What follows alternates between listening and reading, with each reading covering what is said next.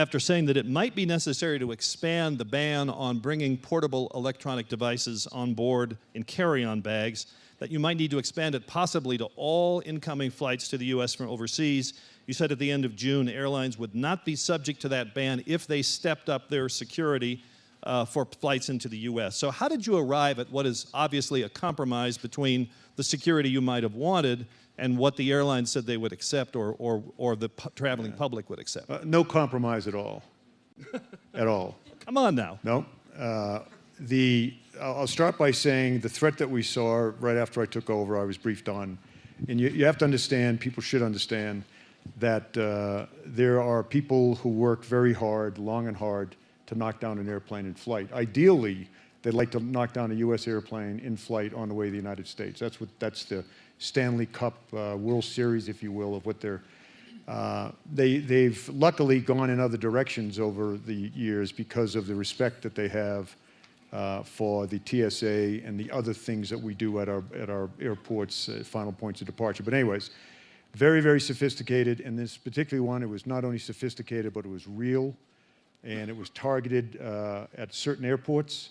So because we then, TSA built a device working with the intelligence community, working with the FBI, they built 2 devices actually, tested them, and we didn't feel at the time that overseas airports had the kind of security initially that could give me a comfort that they could detect this device.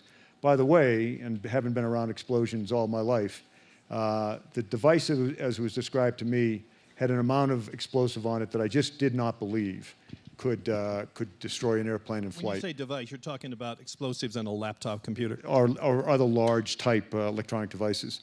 So we tested it on a real airplane, on the ground, pressurized, and to say the least, it destroyed the airplane.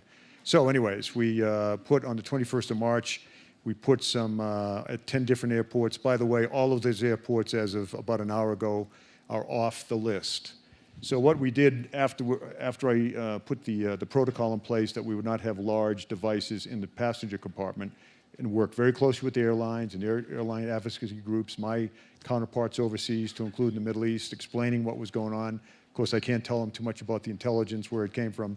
But all of that added up to, we could actually use this crisis as a way to raise globally aviation security. So what we recently did was come out with a kind of a 60, 90, 120, 2-year program, and have said to all final points of departure airfields in the world, if you want to fly directly to the United States with large electronic components in the passenger compartment, you have to do these things.